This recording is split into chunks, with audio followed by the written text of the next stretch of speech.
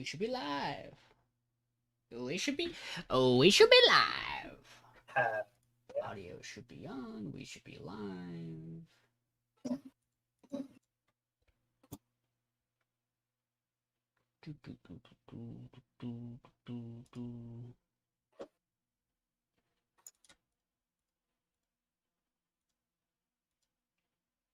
Yep, there's that. Okay, and then I'll go do my thing in here.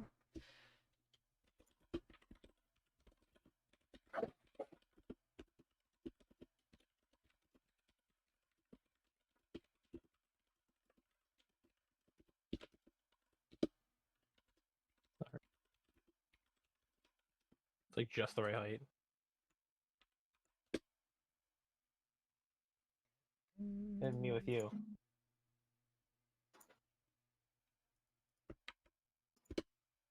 Wowie.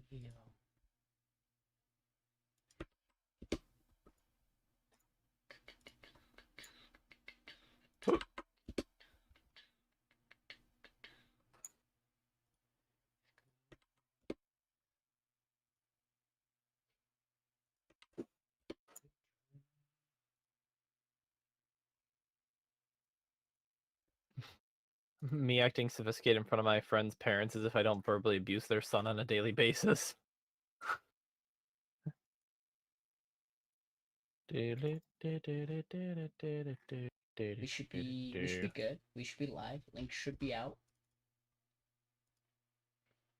And with that in mind, welcome everybody. We're back for week 6 of the Saver Slay podcast. Yeah, Mason's back. Michael, all of us are here. It's been a while. Yippee. I'll start the rundown of things I've been up to. Since last time we podcasted, there has been some things. Most of them did not happen this week. 1, car troubles again. Fun. Yay. 2, Summer of Gaming's happening, so I've spent a decent amount of time watching stuff, predominantly the stuff from 2 days ago. I have only seen a little bit of the stuff of trailers that dropped today. I'm going to be catching up on that as I go. In relation to that, I've desperately really wanted to have downloaded the Lies of P demo, so that I can play that and see what it looks like, but have not had the time yet. Screaming. I'm going to download it tonight so that I have it. But I probably won't be able to get to it till at least tomorrow at the earliest. I finished Darksiders 1. Oh, yeah. That was fun. The story and the story itself is fine. The way in which the story reaches and transitions into some of the final set pieces is weird. Like, it feels like there are maybe some cutscenes missing or things that just weren't clearly, you kind of just jump into the final boss. And you literally are just dropped into the final boss, and there is no you have arrived. Like, there is no you get to see how you get there. The idea, I think, is just that you've been aided to be brought there. Deal with it. But overall, that game is really good. I booted up Darksiders 2 a bit. I am not very far at all, but there are some things that I really like that are differences. One, the open worldness of it is very refreshing compared to 1, which is very linear. Being able to see old treasure on your map right away at the start of 2 is great. Not having Liam O'Brien as our main character is odd. After going through all of 1. However, gameplay still feels really good. Yeah, there are just some odd button changes and menu change. As odd as it is to say, I think the Darksiders 1 menu is really well done. It's really easy to navigate where you want stuff. Because Darksiders 2 has loot drops and actual stats that level and a skill tree, they aren't quite in the same place. The menu feels more bloated and I'm not as big of a fan of it in that regard. It is also very weird for them to have moved the map button. It's just now in the pause menu, which which is arguably the place it should be, but after having played Darksiders 1 for how long, and being used to hitting select to get a different menu that has the map, I'm very used to that, and it fucks with me.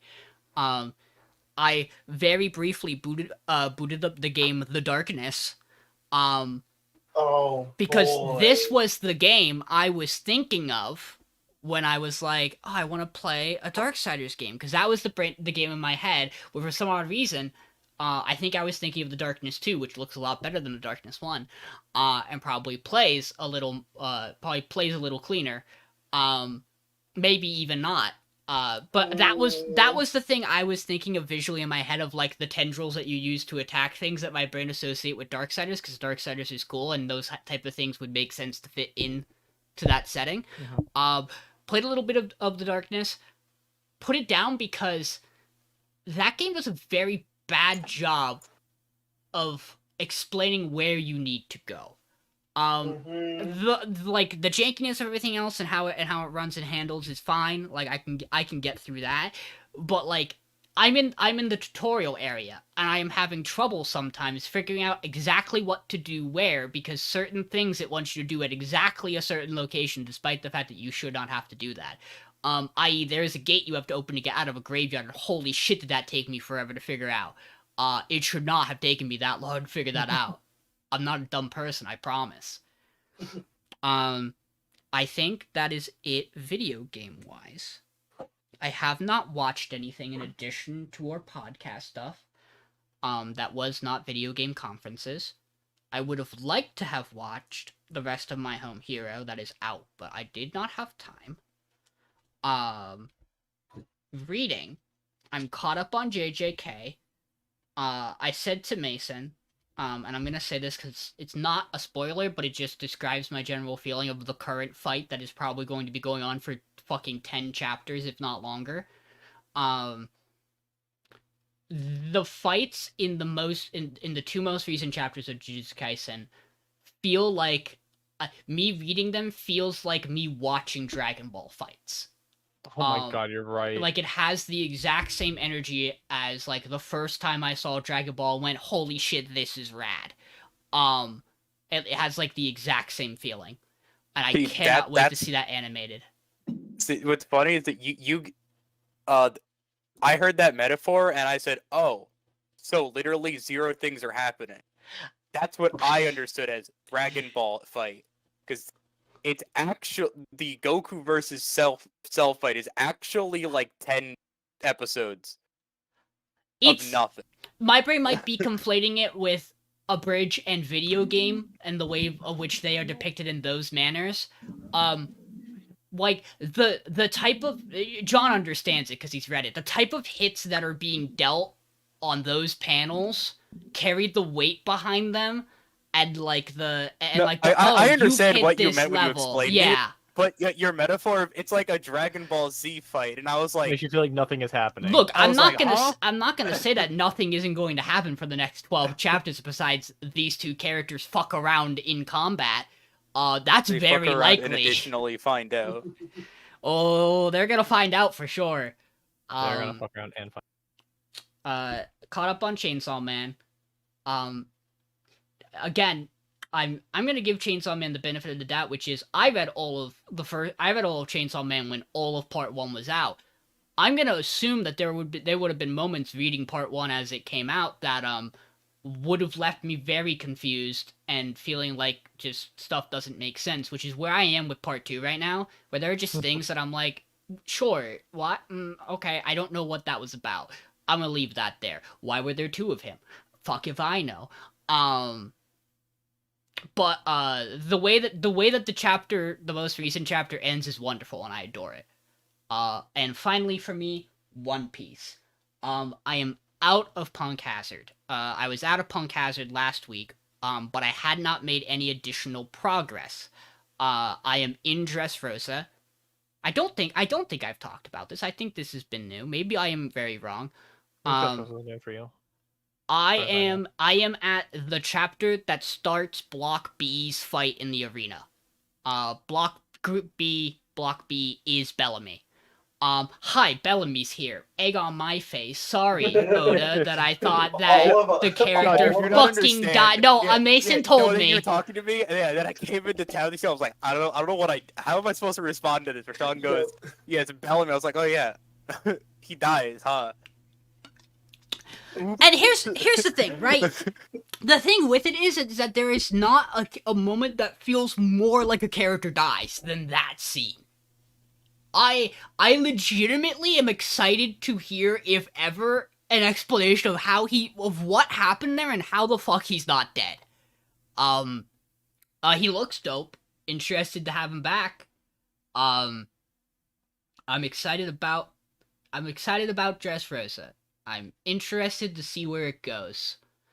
I don't have a lot of other thoughts right now in relation to that. I don't think there was anything else I really talked to Mace, because I think a lot of what I talked to Mace about was stuff I said on the podcast last week to you two about my thoughts on Punk Hazard. Yeah, I think that's it. But yeah, Bellamy was the big thing that I've reached where I'm like, okay, I should talk about it. But then yeah, I have not fucking read any One Piece for like 3 days. If not a little longer. And that's not because I'm not interested in getting into Dressrosa. That's just because I have not had time. Whoops. What have you guys been up to? I've also been playing a lot of video games. I finished Tears of the Kingdom, which was a great game. Did you really finish it? I still have to do a couple shrines, like 40. An amount of them. I did destroy Ganon. I completed the quest. Spoilers. At some point, I'm gonna go unlock the shrine locator radar thingy. Yeah, I got there. I haven't done that yet. Um, I'm 2 dungeons into the game. I don't think I'm getting it till I'm 4 dungeons into the game.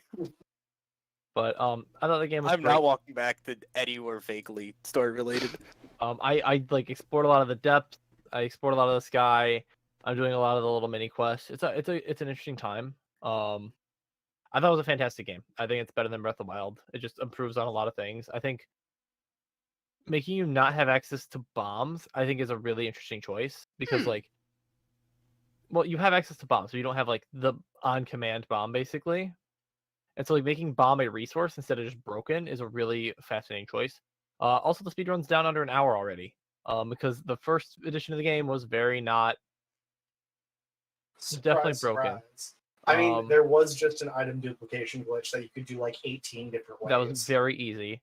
Yeah, if you drop a weapon while shield surfing, it just doesn't drop it or drops twice or something. It drops an additional copy of it, but you don't drop the one that you have in your inventory. I think my favorite glitch that was found so far that they don't know how to use is one that happens in a specific cutscene, where like if you put like an object down, like a cart, and you stand on top of it, and then talk to the NPCs, they will walk away, and then the cart will be given 0 weight, and it doesn't identify it as like an object anymore. And so what you can do is you can fuse any object to that cart, and then you can grab it like you're going to move it, and because the game doesn't realize that the cart is attached anymore and it has no weight, you can just constantly move that object, and because the cart will pull you with it to keep the object in front of you, you just fly around the map.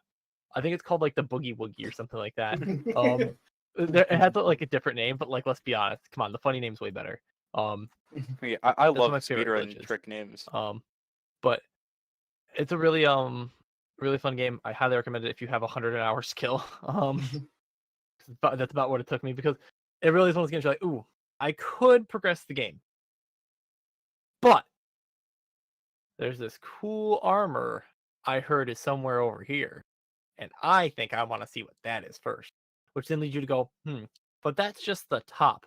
What if I found the other 2 parts and see what this armor does when I max upgrade it? Oh, I need these special material from these enemies. Well, let me go find out where to fight those, and like it just all around. It got to the point where I talked to a character to advance the main story, and then finished the next main quest of the story on accident. Because I found it on my own. I did the whole quest line. Like there's a point where it's like, oh man, we need to get the Master Sword. Wait, you already had it? Why didn't you just say so? I watched a friend of mine do that bit, and they went, wait, hold on, why is it doing that thing on the map? What? And they found it on their own without getting the quest. It was very interesting to watch. I did as well. Well, I mean, like, if you go to a certain area, it shows where it is on the map. You can go find it. There's a couple of ways to navigate your way to the Master Sword. Is the cool thing. Like, and the fact, like, this game really feels like even in quests, there's no linear route to getting your quest done. You can just go find the quest and complete it, and not know you've done a main quest yet. To a degree, because like you just hadn't talked to the NPC, but you talked to the one that gave you the requirement. You found that, so like go do it. I think that's fascinating. I think it's really cool. I don't want to spoil much of the game because it's still really new. I don't know how far Michael is in, but it was a great time. I really enjoyed it. One of the best games of the year, easily. And yeah, I'm probably gonna keep playing more just to like finish all the shrines. Cause I know you get something special for that. That's really cool. And just do some other really cool shit. You're gonna get all the Korok seeds? Fuck no! I've done about 100. There's over 1,000. No, I heard there were exactly 1,000 because it's 900. It's 900 puzzles, and 100 of them give you 1,000 Korok seeds. Which again, why? My favorite thing is that so I started. I walk off the thing. You go do some stuff.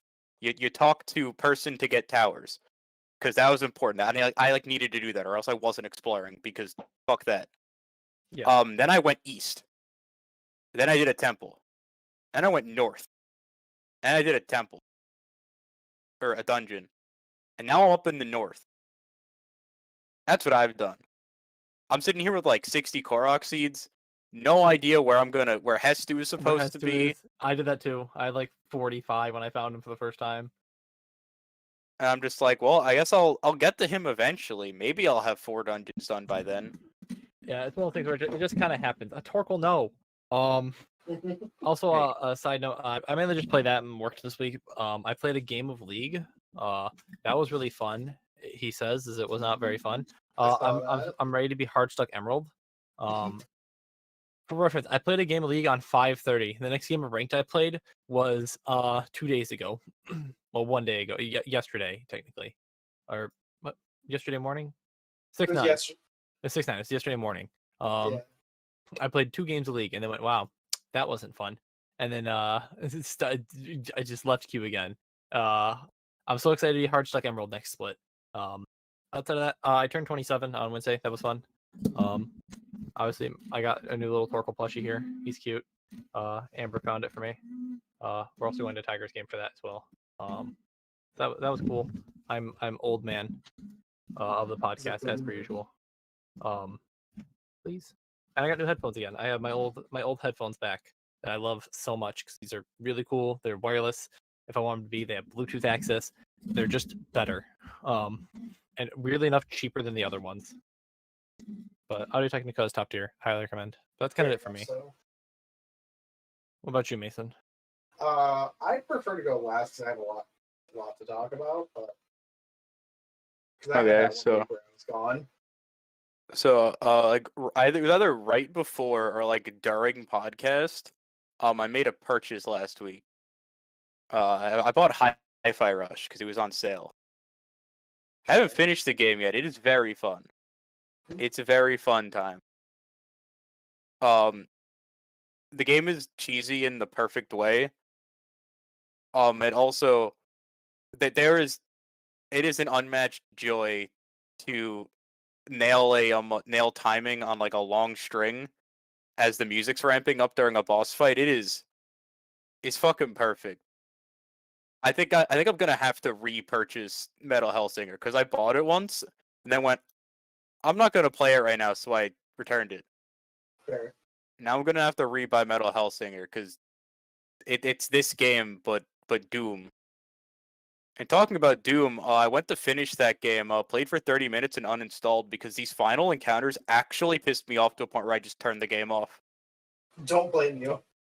Like there's one section. I think it was like 15 minutes of me fighting for my fucking life because in Doom your guns do negative fucking damage. Right, and then it's an Eternal against like And after like 12 minutes, I end up dying because a new after like 5 or 6 waves, another wave spawns in with one of the fucking totems, and I couldn't find it, so I just died. Because if you don't find the totem in time, you just die to the overwhelming bullshit. And you have to restart the whole section. And I went, no, I'm good. I don't feel like I'm not finishing this game. Fair. Also, No. I understand Ravagers are like a really neat idea. They're supposed to be difficult. He's still Wherever the fuck they are, the guys with the shield and the shotgun and the axe and the wolves. I hate them. I don't find them at all fun to fight. They eat up your entire ammo supply. And even if you're playing at right distance, there's a 50-50 they'll just dash in anyway and close the distance that you're trying to keep. They're just not fun. Then I played a fun game called Terraria. Terraria is very fun. I also played some Tears of the Kingdom. I did a little bit of that. But yeah, so I started another Calamity run because I was bored one day. If you guys know the Terraria progression, I beat Golem earlier today. So that's right near the end of base game Terraria. Calamity's very fun. Would recommend. He plays It's it a hard as lot. balls, but it's fun. I know nothing's wrong with Michael if he's played Calamity Mod Terraria, Destiny 2, and it used to be Overwatch, but I don't know if that's probably replaced by something else at this point. I haven't played Overwatch in a while. I play Valorant. There we go. Mason, did you talk yet? I have not. Yay! So, I was gone last week. I was at GDQ. Luckily, I did not get COVID like a lot of people did. Oh! I felt rough for the first couple of days, but I mostly just stayed in our room or like went out into downtown Minneapolis. I literally did not step foot into the stream room once. I walked into the practice room exactly once so I could learn the first bit of the KH1 speedrun. Which I've learned the first like 3 worlds of that. I want to learn more, but that's slow goings. What else? I watched one of the newest episodes of One Piece while I was there. God damn, does Wano look pretty? Like, Yeah. I'm not going to spoil really anything as much as I can. But the episode that we watched showed the end of Zoro's main fight. Ooh. And holy fuck, it is beautiful. Aside from that, let's see. I went back to work. I'm interviewing for a mentor position at work this week, so I'm very excited. I'm most likely going to get it because everyone that I've talked to, that's like higher up than me likes me, and they're like, no, you would do really well for this. We're gonna go to bat for you. So they've all talked to the training manager, and they're like, hey, do this.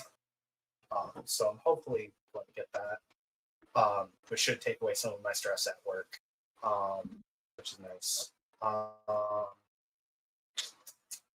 Aside from that, at GDQ, I found out 2 things. One, I found out that I'm very good at 2 games. One is there's a like arcade cabinet that's like it's almost set up like a keyboard, but there's sensors on the side that can tell if you've lifted your hands up. And it's this whole like rhythm game of you have to like play the keyboard, but also there's points where you're like, it's supposed to be like a big dramatic moment in the song. So you like raise your hands up and slam them back down. That game's very fun. I don't remember the name of it because it's all in Japanese.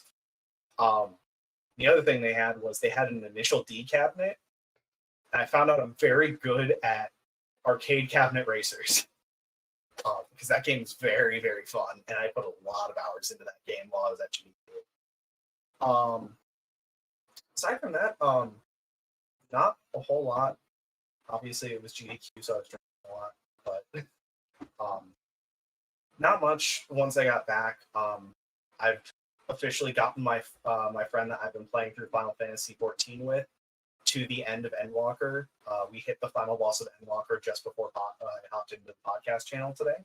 So very happy about that. I can actually start doing current content now, so I can do it with him. Yeah, that's basically about all I've really done. It's just been GDQ, and I've been playing 14. I remembered a thing. Because of course I did. Because anytime this happens, this is always the thing I have to do, which is Michael and I played D&D. Oh yeah, that did happen. We did that 2 days ago. Yeah. Yeah. They are about to do. Well, one of them is about to do a very critical fight. We got to have a really fun RP moment where the group met a group of diviners who were like, yeah, this thing is going to happen. It's going to happen. It has to happen for anything else to happen. And the party's paladin goes, I don't get it. Why does it have to happen? And we go a very long wind-about explanation until it eventually sticks. Which was, you could leave right now. And yes, the thing would not happen. But what would keep happening is nothing that you are trying to do would ever progress, and you would eventually find yourself back here in the exact same predicament.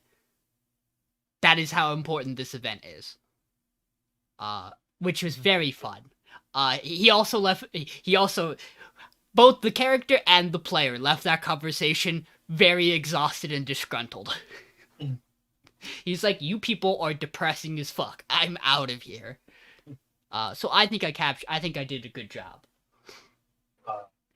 You reminded me. I also played D&D last night. Wow. Yeah. Whoa. We met an old dragonborn that told us we needed to go do a thing. So we had been sent to him to go do a thing. And he was like, "Hey, you know those mountains over the east of there? Them's filled with demons. You should go clean those out." We're like, "Okay," and we started walking there, and the demons immediately started trying to attack the town. So we fought a whole bunch of demons. We had, or not demons, devils. Excuse me. Very important distinction. Yes. Mhm. So we fought 10 imps, 6 devil dog or demon dogs. And 4 bearded devils. Fun. Playing a monk. Oh, you poor man. It's really fun actually, because we're all level 5 right now, so I have access to stunning strike, but I'm also I'm an astral self monk, so none of my damage can be prevented because it's all force. He's a JoJo. Yes, I'm playing the JoJo's. It's very fun. This was not the devil I thought of. You're fine. Okay. I was thinking of what I think are barb devils. In which case, Yes. being a monk will not be fun. No. Because then you'd be a pin cushion. Yes. Bearded devils, though, it's just like, oh yeah, if you get hit by them, you get poisoned. Okay. I did get poisoned by one of the imps, which is a if 24 hours go by, you lose 5 max HP. You get to 0 max HP, you just die. So hey, get that cured. But we got it all cured for all of us that got poisoned and diseased by that. So that was good. None of us died. We had 4 guards or 6 guards ended up that came along to help. All of them died. Our cleric spent 900 gold to go revive 3 of them for the meme. How'd you decide which 3? We just did. Damn. He's just sucks to be the other 3. Right. But yeah, so that's our D&D group has been something, considering me as the monk with 14 charisma has been the face of the party. We love it. And also the one that keeps the party in line, because all of them keep getting fucking brainwashed. So I have to keep beating the shit out of them. For our friends, though. I've been there. Like, there just knowing Kuru and knowing Aviz, that is just perfect for Michael's sat in on my D&D sessions. He knows. there is a point, John, where Kuru and Vis both got brainwashed. And I watched this happen, walked up to the person brainwashing them, and went, "Fuck you, no." I remember you telling me this story. And then, for the entirety of the session and a half after this, I had to go and stop Vis from running back to them because he was brainwashed, and I had to keep stunning striking him until we finally tied him up. Hey Mason, last thing. Are you ready to add something else to our large laundry list of things you and I do together? Always. Hey guys, this is a leak about something that's going to be announced at the Xbox conference on Sunday, tomorrow. So if you don't want to hear this, just like mute stream for like a minute or two. Persona 3 remake. I know. Like a good one. Like one that's not a shitty port. I'm so excited, dude. I've never played Persona 3. It's my favorite for its story. I know it is. I do know the entirety of the game because I've watched someone play it, of course. Because that's what you do with RPGs when you don't have money. Yeah. But maybe, just maybe, if we ever both have time, which we don't, that's a thing we could do. Look, I'm always down because I do adore that game. I'm happy that we finally have a good port of it coming out. I know. Hey guys, did you know we're an anime podcast? No, And just remind me of this one fucking bit. Person posted the person didn't really post. Guys, I think Michael, this I thought entire you were memeing. You just reminded me that we're an anime podcast. Damn, No. crazy. That reminds me, it's time. it was one of the Persona 3 things. Person just it was like, I think this entire thing has to be a hoax because in this clip you can see this character's hitting their attack, and I thought that was the funniest shoot ever. I don't even understand the joke about the one character missing. No, But I God, know does it seem like it's a good. Oh, Yeah, no, it's a good bit. I know exactly which one it is. Mm-hmm. Oh yeah, we're an anime podcast. We're an anime podcast. There is no really large list of stats this week, so you don't have to hear me ramble off numbers because I didn't have time. But what I did have time for was the PR ranking. This was almost going to be a very different PR ranking because I almost moved some things in the funky spots, and I thought about it while getting screenshots and went, no. I don't know, I think it did move some things in funky spots. No, I think everything's appropriate. Two different brain cells being shared on this podcast between two different people, or between two sets of people rather. Mm-hmm. There are some interesting things here. I'm very excited to talk about. I'm gonna talk about why my number 3 is my number 3 when we get there. Mason knows because he watched me watch the show. Yeah, we're gonna talk about it. But first, hey guys, spoilers abound up to episode 8. Do not talk about anything past episode 8. You will be nuked from orbit if you do. We are going to be spoiling things. There are going to be harsh language, yada yada, and some content warnings this week. Woo! We'll get there when we get there, which will be after this one. Hey Mason, talk about Hell's Paradise. Oh, wait, before you do, I forgot. We do have an additional segment we are doing. What do you think was the best show this week? I'm gonna just knock it out for me real quick. It's Hell's Paradise. Yeah, I would agree with that. It was very That's crazy. It was a hard decision for me between Hell's Paradise and Yamada-Kun. But I think Hell's Paradise was really fucking good this week, personally. Yeah, I think it's a lot closer. I think there's one show that jumped up on everyone's list that we thought for sure was going to be getting off this week. I thought Heavenly Delusion was absolutely fantastic this week. By far its best episode of the show. As far as best of the week, I'd probably put it there as well, just because it came out of nowhere with this episode that was just super We'll talk about it. Meaningful. And I will talk about it because I really liked that episode.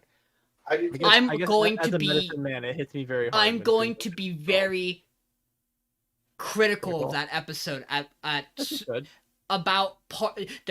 there is a big element to that show that is still a problem for me, and we'll talk about it. Hey Michael, what's your show of the week? So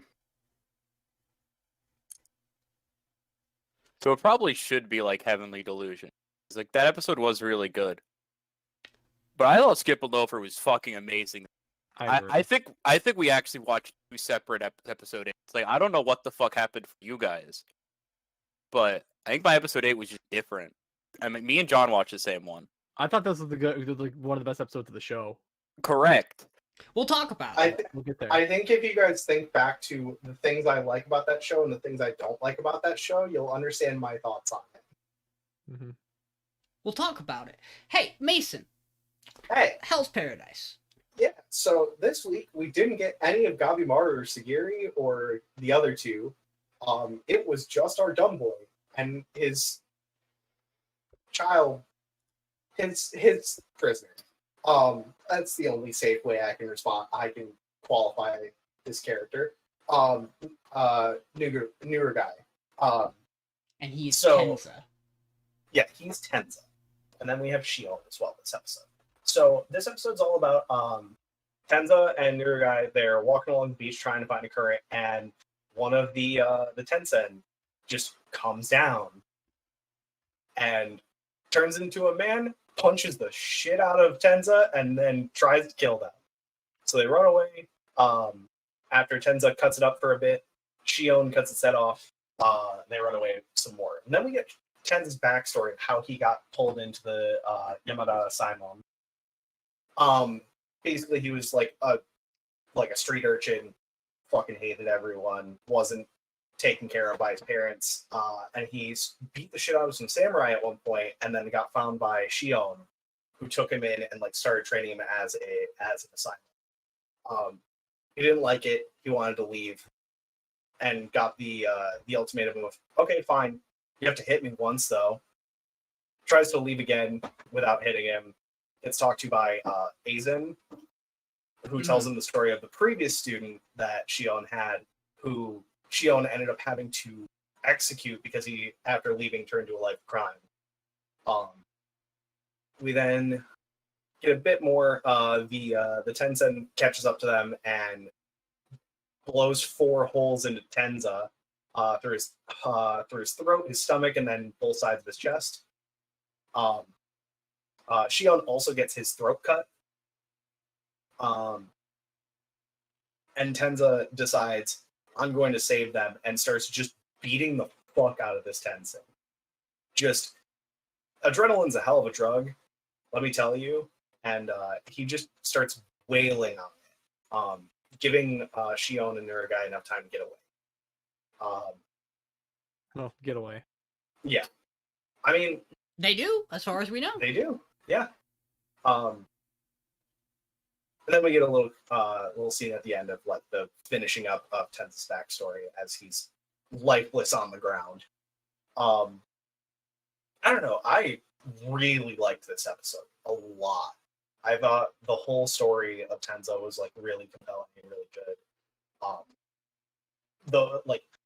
The hits that he gets in when he's just punching the Tensen is like there. You can feel the weight of those punches. I don't know, just the music of this episode was really good. I don't know, just the whole thing was, to me, incredible. I really liked this episode. Well, I thought this episode was good. I did really like all the backstory stuff we got. My issue is the fact that this is a character we met last episode, and it was a 15-minute backstory for a character that was in the middle of dying. So it's kind of just like, I mean, this is cool and all, but I'm supposed to care? I don't know. I didn't know the guy. I think it was all a well-written backstory. I just feel like we literally seen him like once before this. Mhm. And it was just kind of, I don't know. Also, the backstory, in my opinion, felt like it was like twice as long as it needed to. Like, at one point, I thought it ended, and then it was at the halfway point through the backstory. I was like, oh, now we're getting to this whole bit about him wanting to leave. Like, up until the DM, him making the deal, I thought right before that was just the end of the backstory, because it had set up a good end to a backstory. And then it just went, nah, So keep going. here's the thing about that, is that would work and would be true if the only thing you were getting out of it was stuff for Tenzin, but this is equally as important to understand Shion. Their dynamic, the two of them, and this is how I view this whole episode, is that yes, you are getting something predominantly focused at this one character, for an episode where that character is no longer going to be a part of the story afterwards. However, we are setting up group dynamics, and we now have 2 additional people who have reasons and motives to be pushed further into doing things in our story. And yeah, I'll talk more, but I want to, yeah. Yeah, I mean, I'll say a little bit about it. So, the reason why I put the show down, I think Michael makes a good point, though, where it's like, it's that Tokyo Gholing effect, where it's like, here's this character, here's all their backstory, by the way, they're dead. And I do think Sean makes a good point here, which is why, like, it didn't drop too far for me. It was like 1 spot from 2 to 3. Yeah, 'Cause it's still a great show. we have to be pedantic at this point. Yeah. Because all of these were really good episodes. Don't get me wrong. Like, the show's still great. The show's awesome. It looks great. It sounds great. But, like, you know, we have to pick at straws to find issues with some of these shows sometimes. And, like, for me, it's like it said. Like, I don't really like that Tokyo Gholing effect. I don't like just, like, there's all these important things about this character. And, by the way, it don't matter because it's dead. But also, it's a really good point, Sean, that, like you're saying, it's not about him. It's about his mentor now, right? Who's now going to protect this character in his stead. Which I think is an interesting plot point. I think it is incorrect to assume that she is not going to be an important factor going on, because important enough, while chasing them down, or godlike being is like, wow, you move really fast for a regular fucking person. That's crazy. Potential, as the episode talks about. I agree wholeheartedly with Mason with visually and in terms of the music. This episode, this is one of 2 shows that really, really, really hits for me this week. In those regards. The other one isn't quite as high, but again, I'll talk. Another element of this is there are so many details and things in this episode that I think are incredible. That happen and, like, blow my mind visually, or that I just enjoy engaging with. The first slash across the eyes that Tenza gets on him that immediately gets covered by the roots is so cool. Shion's throat getting sliced, and then him tying the wound with the handle wrap for his sword is so fucking metal, dude. That's so cool. And in general, I really like these 3 characters. And that's, I think, just a personal thing of these 3 characters, the pair, and then the teacher once he gets introduced this episode, I immediately really like all of them. And because Hell's Paradise has established from the get-go that it doesn't really matter who you are in this story, you can at any point in time die, I really enjoy this episode. And something that I think, is also really cool is that this episode can be watched on its own, and and you can just take in the whole episode. Like, you will miss a little bit about the character dynamic of these 2 prior, and, like, a little bit of, like, the setting itself, but this is an entirely self-contained episode, and I think it's raw. I love it. That's where I wound up sitting with it. So yeah, there we go. Hey, content warning. Suicide. Hey, Michael. Let's talk about it. The episode. And then we'll talk about everything else. Heavenly Delusion. Yeah. So, Heavenly Delusion this week is weird. This episode felt like it took forever, but, like, very little actually ends up happening. Yeah. It's a lot of, like, slow deliberation about event stuff. Which, to be honest, that's kind of every show this week. Not a lot happens in a lot of our shows. Yeah. Yeah. So, we open with the the silly people rioting about the hoopla. That's a good way to put it. And one of them throws a rock at a guy, and then the guy throws a rock back, and they go, "Gra, violence is bad." As the leader falls over and hits her head, and is knocked unconscious. I don't know. There's a whole bunch of hoopla happening. And then we cut to the actual important part, which is Usami showing our two main characters the patients, and we see all these prosthetic body parts and how they're prosthetics, they're replacements for body parts that are missing. That's what they do. They're a good thing. These fucking the hoopla shenanigan hooligans are stupid. And then the really big thing of this episode is we're introduced to the being who's being held together by machine, is more machine than person at this point. And the idea is that Usami wants wants them to kill them, because at this point they are they're beyond a point of saving, and it's a mercy to kill them that way instead of letting them die, because letting them die normally would turn them into a man-eater. Because we learn man-eaters are humans who get a disease, and dying to the disease turns you to a man-eater. And we get a very small visual that this disease is the one that the one kid dies to in episode 4 or 5 or whatever, with the black spots. What does that mean timeline-wise? Good fucking question. I don't know. I think this all takes place after, but the kids are before, and shit breaks out, bad stuff happens. Sean and I have a fun thing for that, I think. Yeah, we'll talk. But I also have another thing, but I'm gonna keep that to myself, I think, because it's not something that is outwardly said. So I might hold we don't this fucking thing. know. But then this all leads to a where he's like it, but then Maru's like, I don't even know if I can do it, because Maru had only been able to do it against man-eaters. Then learning man-eaters are humans, then we get the realization, no, we could just do it to fucking anyone.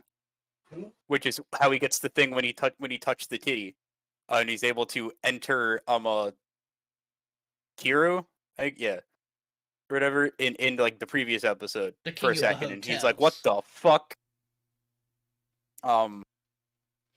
And they're like, okay, is there a way to talk to her? Because it feels wrong to just kill her here. And it's like, oh yeah, she can speak through the iPad through Chat GPT. And then she on the thing is like, hey, I want to see the sun one more time, and it's like, that's base. And they're like, we got to do it, or else we won't kill her. And Doctor's like, fuck, that's a lot of work, but he does it. And we get a super fucking heartfelt scene of her seeing the thing. She sees the sun. It's just a really nicely done scene. Maru does the thing, and then they see a fucking super long essay written on the tablet. It's this whole like super dramatic, like, oh, look at the thing. Then they show it to someone else. Show it to the last person. Now we get to see it. And it's just a really long list of thank yous to the Doctor. And God, is it so well done. Yeah. That entire scene was so good. Then the Doctor takes the patient, which I believe is his daughter or something, as we're supposed to gather. Someone, either a daughter or son or something. Daughter or wife, I thought. Something. It's someone related to him, vaguely. Like, family of some type. And he brings her onto the roof of a building. And then he shoot himself. Because he's done. He doesn't have anything else to do in the world, or whatever is the idea. This episode hurted. Yeah. And then also, Oh yeah, and then Yeah. we get the like post credits kind of something, which isn't even like anything. We see Well, you the say girl who that. had the girl who had her nude spread on the internet, is in a dark room, and she gets saved by someone, but we don't see who it is. We just know they're also in the nursery, or the she was, thing. she was in a cave, and then she sees them, says it's all going to be okay, and then it cuts to the the place that they're at. Yeah, just the general play. They're just vibing, and she's like happy. And it's like, oh, no worries, everything's good or whatever. But we don't get it to see like who saved her or anything, or So- what saved her. Mesa and I both had the same realization this episode. Maybe at the same point. I don't. Mason, I mean, you Mason literally watched me have the realization in real time. The little button that the little like coin thing that the doctor is Usami. holding, that Usami is holding, that has the bird logo on it. It's the same buttons the kids have on their outfits in the lab. Which is the Same button. that's on the gun. Yeah, same design that's on the gun. So yeah, clearly tied. In what way, we're not too sure. Again, I think I now know something by accident that I will not say. So the other thing that didn't get mentioned was after Kiriko and Maru see the doctor after he's done the thing, Oh yeah. says, "I'm a killer. My hands are only made for killing people." And Kiriko goes, "What the fuck are you talking about, you idiot?" I'm sorry, I was half dealing with a thing. Did you talk about the crazies moving into the building? No, I didn't. Yeah. The crazies are being crazy. They are killing people with sickles and knives and shit. And they move into the building where the Immortal Order or whatever had been. And then we get a stinger cut to they missed one of the things. Under a car. Now there are people here. It has food. It's feeding time. Mm-hmm. It's morbid time. Yeah. Clearly something going on there. Whether or not the original woman with the prosthetic is in on any of this or was in on any of this is questionable. She might have just literally been crazy. But the three who wind up like spearheading everything clearly are manipulating the rest of these people, and are clearly as literally deranged and unhinged in a post-apocalyptic setting as you can probably be.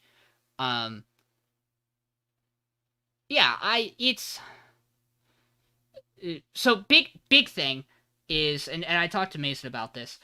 I don't think the build up to Maru's realization of this is all my fault, I'm a killer, it was there. I feel like it is not necessarily the jump he should get to make at that point. Like, literally the only two people who you can argue he has killed by the transitive property are the girl tied to the machines and technically this guy. If you really want to make that argument. He's also obviously bummed because he cleared out all of the man-eaters, and that caused these people to get attacked. But like there are better ways for this to be conveyed, in my opinion, of like a realization of like really the question should just be, am I doing the right thing? And I'm not gonna lie, the Robin Kiriko plot point tied to Maru is it's just I don't care. I wish they were doing other things with these characters than this plot point of I'm really interested in a guy who was my mentor and potentially someone my sister really looked up to and maybe had a crush on, and thus my feelings are conflicted about him. You, a person who I've spent a good amount of time with, who I generally like as a human being, are jealous of a previous relationship that was a very deep relationship. We're never going to talk about it, because Why would we? why would we? Yeah, exactly. And that for me is like the big stop for me in the show, where I'm like, I just don't care of that element. The good thing about this is that this was a really good episode. I'm very happy to be here with this for this show, because it makes me want to see more of what they're going to do. And there are a lot of things they kind of unpack and unravel this episode that I think are intriguing for down the line. The disease connection. Another point that really bothered me, her eye is blue. Her eye's very blue in all of these shots. Her eye's his eye. His eye is very gray. And if you want to chalk that up to he's lived a very dull life void of emotions recently, sure. I think it's like to me, it winds up coming off more of a, oh, you didn't see that coming that he gave her his eye, because if you saw his eye and you saw her eye, they're not the same color, so you wouldn't have thought it. Just make them the same fucking color so that I can make the connection and we can all feel smart when the reveal comes. I mean, technically, it can degrade with age and like sun exposure. Sure. But, like, it's usually not. Yeah. Sure, but he's wearing the eye patch like it's fresh. Yeah, I get it. Or fairly recent. But, like, it looks cool. Sure, I'm not arguing that point. I also just can't get over the bit of, hey, Usami turns and looks from the side that has the eye patch on it. That scene is so... It sucks, because that is such a well-done scene. The scene of her seeing the sky is so incredible. The aftermath of it, the message on the iPad, it's all done perfectly. I actually legitimately have no problems with any of the stuff that really happens here, outside of the stuff related to our main characters directly. I don't even necessarily have any issue with the decision that Usami winds up making in the end. I think you get enough of his character to understand how he gets there, and that's all you really need. I do think it is a wild decision to have a scene where a man who is wearing an eye patch turns to face someone calling out to him with the side of his face that has the eye patch over it in a very serious, emotional scene. Because it really fucking knocked me out of that. It was funny, but I was like, damn, why are we doing this? Mm-hmm. Overall, I think this is a good episode and a great step for the show. It's just, the question lies, is it enough? My feelings on it are, I like everything to do with Usami and his family member. I like everything to do with that. Everything else in this episode I really don't like. Like, don't get me wrong, that scene is incredible. It's so good. And like the episode overall is really solid. But also, like, everything to do with the fucking crazies, I just don't give a shit about. Like, they're not interesting. It's just some cult dynamic. And the stuff with Kiriko and Maru is fine, I guess, but not really interesting either. And like a lot of it just sometimes just doesn't make sense. Like Maru's jump of my hands are designed for killing just doesn't. I don't get how he makes that leap. Like, I like this episode. And I'm glad that the show had it. I'm still worried about the show, also because of some information that I received from John and I's friend about things that might happen later on. Not like plot, not like spoiling the plot or anything, but like finding out that there's more content warning. That's the best I can describe. I can say. I mean, that's absolutely a thing I expected, though, because that's what the entire child side of stuff has been like building to. Mm-hmm. Yeah. Its whole thing has literally been someone is making the kids horny. That's been the fucking plot of the children's section. No, that's not what I mean. What I mean is I mentioned I don't like that there were 2 attempted rape scenes in the previous episode, and he went, I don't know if we're thinking about the same thing. And when I described it, he went, oh no, we're not.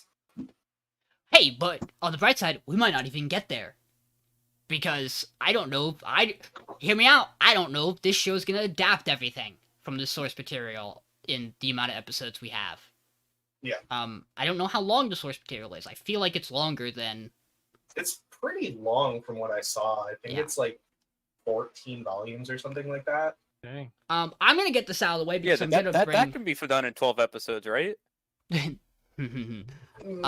gonna bring this up just because I'm gonna It's mention. a joke about Horimiya. Yes. That was the bit. I'm gonna bring this up now because I'm also gonna refer back to it later, and I just want to address it fairly. I'm gonna talk about one of our other shows being a seinen, and that I think that certain things in it are absolutely fine because it's a seinen. That being said, I think content and sentences are fine if they make sense, and if they are problematic, they then get addressed. And the fact that they are problematic. Berserk does lots of things that are not good. Those things are very clearly not good, and are treated as such in its source material. I would argue Vinland Saga's the same fucking way. there are a lot of sentences that do a lot of dark things and address it and build on it and really bring it in. And what I'm going to talk about later, seinen-wise, with Demount that play is nowhere in the same field. It's just a mental explanation for why I'm not bothered by a particular set of scenes. But yeah, I want to talk about that now because this is also a seinen, so. Yeah, just to touch on Heavenly Delusion though. Yes. For me before we move on, since we're wrapping it, is I think the reason why I like to show and rate it so high this week is just like the serious tone of like what happened through the arc of the Doctor. I was like the pivotal scene at the end that we all know is coming, and we're like, oh, I don't like that. Oh, I really don't like that. Like you see them on the roof, you're like, okay, that's fine. You know, maybe he's gonna bury her on the roof or something. Or bury her on the roof. Oxymoron. Yeah. And then you see it in his hand, you're like, oh no. And like it keeps doing these shots where it's like this long panel, and it's like you're waiting for the sound because it's like almost it's very quiet, like you just hear background noise, and at one point it just goes silent and slowly picks back up with the sound. You're like, oh, it's just fucking just do it. Like By the way, go ahead, finish first. I was gonna say, just the way that it does this this whole scene I think is outstanding. For how like it builds up that moment especially. And it's something that you can definitely see coming and it definitely makes sense. But yeah, I thought overall it was a really good just a really good episode and from the show, and like even though it's like completely like it feels almost completely detached from the main plot, I get what they're doing with the character. I get like this whole like I'm murdering people thing. I feel like we were slowly coming to that point anyways with him, just in general. Especially when like you have a kid who has to like commit the die to people. At some point they're going to have a little bit of a mental break there. And either they go the way of Gundam or they go the way of this, where they panic. Yeah, I mentioned it to Mason. Like, I don't think it's that like, oh, we should never have reached this point. I just don't think we have enough interactions with other human beings in a way that, you know, pushes Maru to this point. Like, this feels like you've really jumped to this quick. I do get that. It feels like a big jump. But like I do think like it just like isolating this episode, which is what I do. Yeah. With like the PR and stuff is like I think this is like one of the strongest episodes of the week. Does it still get voted off this week? Maybe, but we'll find out. We'll see. Something I will say about the content warning. It's not just a subject content warning for our viewers. It's also a visual content warning. I am surprised I was able to stomach the after shots that they do. I'm glad they don't hold for too long on some of those. Overall, the stomach just looking at her in that bed. You know? That too. Even that. But like the fact that they flat out show where, you know, the blood spatter and where the bullet went, it like trajectory wise is crazy. It adds to it. I'll give it that as from an artistic level. I think they made the right choice. But is something that could be and most likely will be very hard for a lot of people to digest. It's also one of those things where I'm very surprised, considering this is on Hulu of all places, that it doesn't come with a content warning at the beginning. Look, at least it doesn't come with a content warning at the beginning and immediately slam it into your face. Yeah, thanks, Skull Knight. We love you, Skeleton Knight. Skeleton Knight. Hey guys. On a completely opposite end of the spectrum note, It's Mashle. This week on Mashle, we open with with our masked man, masked person, beating the shit out of one of the Orchid Dorm students who has a gold coin and taking it. By beating the shit, I mean maybe slice the fuck out of into a wall, because we see they wield a sword. We then cut to the gang being the gang. There's some odd things going about in the academy. They find their bamboo senpai, sports senpai, who on the broom team. He has lost all motivation and is very drained, and also has literally no magic at the moment. And he talks about the dream he had of feeling trapped and not being able to talk. And so to investigate, the gang sets out at nighttime. At which point they notice that Lemon is wandering the halls and walking strangely, and oh my god, she has no eyes. What is going on? I wonder what this could be. They then follow her to a dead end, at which point Lance goes, guys, there's gonna be a door here, and he does the spell that reveals hidden passages, and he's like, I can't open this door, however. I don't have whatever I need to do that. And Mash goes, gotcha, leverage. And just fucking yeets that door through 7 floors of this school. Meanwhile, the headmaster is away, which is how the or villains are getting away with all of these acts, is that the headmaster has been called to discuss that something character with 0 in the name has escaped. Innocent Zero. Innocent Zero has escaped. This is very bad, very dangerous. We should all know this. Meanwhile, they go down the secret passage. One might say a chamber of secrets. Where they're right at a gladiatorial arena with a dude who has a really curvy magic mark on his face that looks really goofy compared to everyone else's straight lines. And Dot immediately goes, "No, this dude's mine because he looks attractive and popular as fuck. And I don't like that." He then has a fight where he sets he sets these bombs on the ground, and he's like, I got you. What are you gonna do now? And the guy's like, I'm just not gonna move, you fucking idiot. And then as he's about to kick the shit out of Dot, Dot goes, joke's on you. I wasn't trying to get you to move. Those are time bombs. And then blows the shit out of him. Then everybody gets dropped into individual passages. And by that, I mean Mash winds up in one place, Lance winds up in one place, and Dot and Finn wind up in another place because Finn can't let go. Because he's a scared little boy. Finn and Dot wind up staring down 2 other members of our villain organization, Lupus. Magus Lupus. Magia Lupus. Something like that.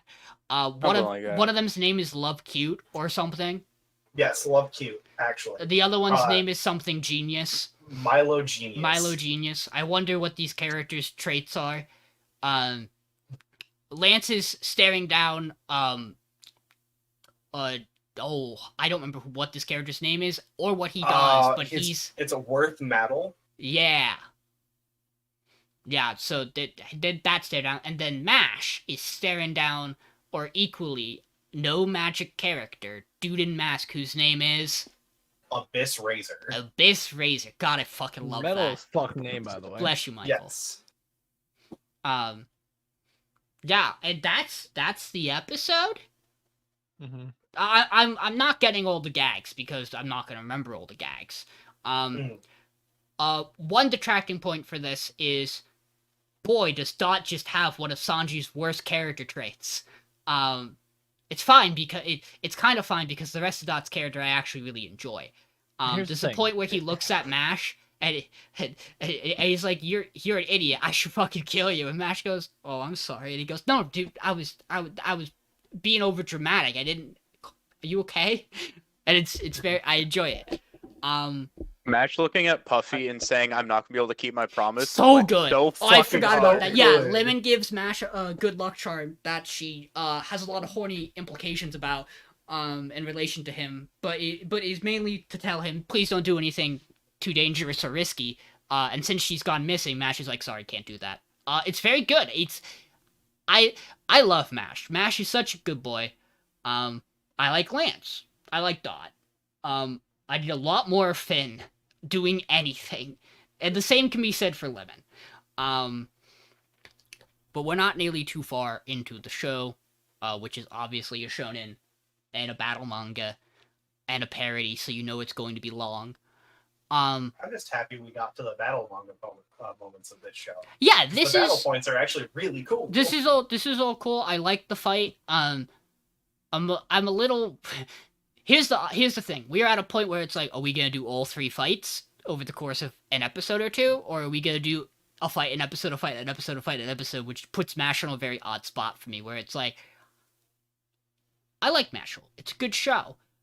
Do I want this to go so that other shows have time to kind of maybe turn things around, or do I think Mashle deserves to stay? Because I think it's a good show, and even if it feels like its format isn't the format of our podcast isn't for this kind of show, that it deserves to stick around over stuff that I feel like have had problems where Mashle's been consistently Mashle. I'm in an odd spot with that. Yeah, it's like Mashle's really good show. It does a lot of good things. It's very consistent, but like, is it anything that we're not expecting from it? As I guess the question, right?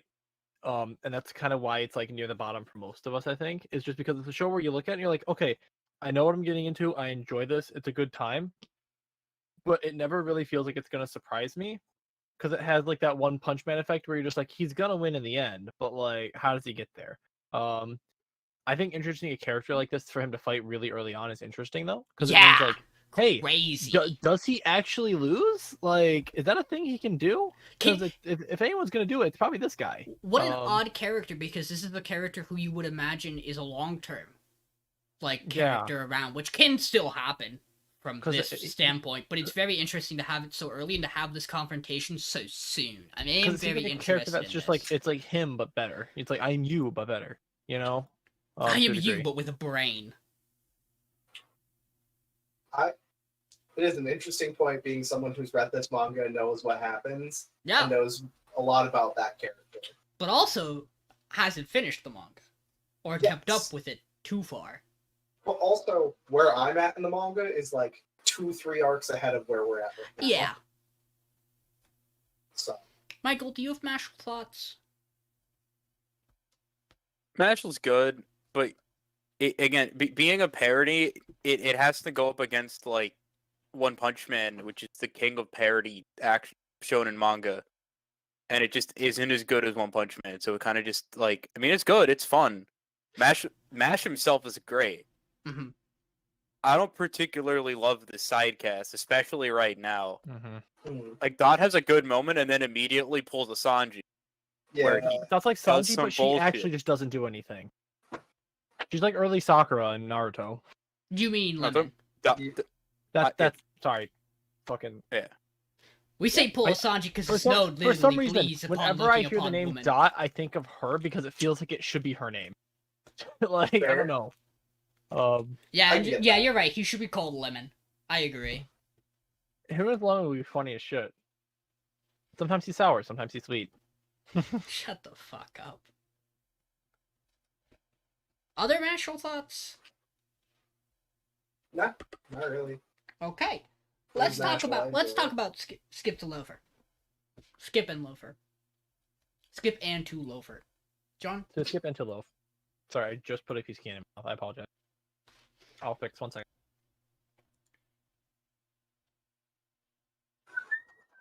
All right, we're good. Here's a high chew. Give me a second. So skip up for this week. We follow back on our planned zoo visit, not a date. Because she's going with her boy, who she is friends with, not a date. Yep. And now San is very concerned. She's like, now can you help me pick out an outfit? She's like, of course. Wait, but isn't that something you do like on a date? Who are you going to the zoo with? Oh, I'm going to with Shosuke. Shimosuke? So she helps our no-style friend pick out an actual outfit. And Mika knows about the date as well, so both Mika and Naosan decide to spy on them to make sure it's okay. Their little zoo date. That's not a date. It's very hot outside, so they get very tired quickly, but they do get to see some of the important things like the pandas. They get to see all the cute animals. And they're like, where should we go next? I'm like, let's take a minute because it's hot. Mika and Now still following them, as Now is disguised as her uncle, not her aunt. Very clever disguise. But they're basically bonding over the fact that they're like, hey, so why are you stalking him? Well, I'm their family member. Why are you stalking them? And she's like, well, I just need a hot stuff boyfriend in high school. That's why. No other reason. I don't care. But they kind of had their little thing. They go to the gift shop. They're like, okay, we gotta get something for my friends or my family. And so she gets a little panda bag for her friend. And he's like, well, I don't really know what my little brother would like. Because clearly there's family drama. And he's like, well, maybe this little thing here. And as he's leaving with this little penguin thing, he looks back and sees one of the things his brother used to carry on his backpack, and he's like, oh, maybe I don't get him anything because he's already been here. To which our main girl just goes, why would you do that? She's still your brother. He'll like it just because it's you, obviously.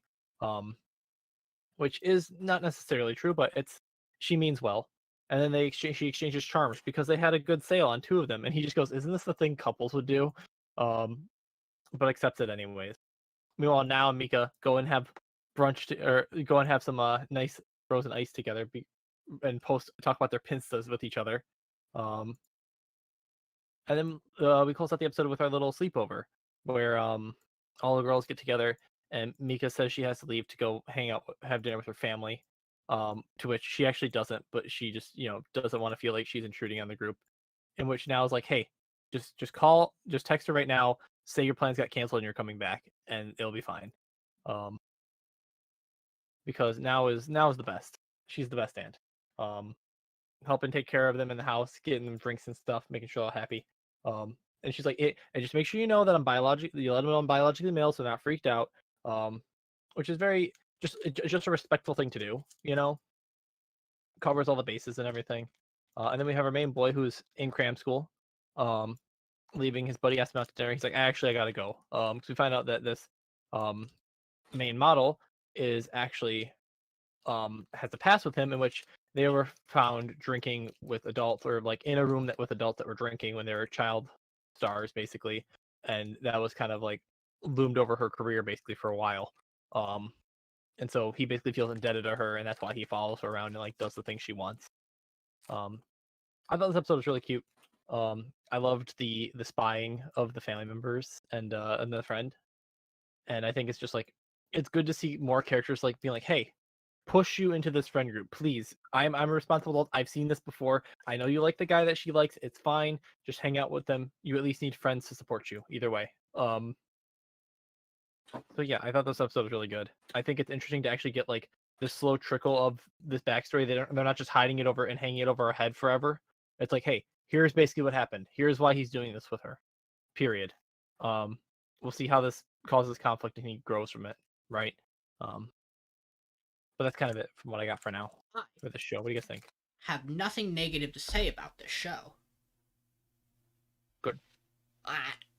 It's odd. Like I like this show.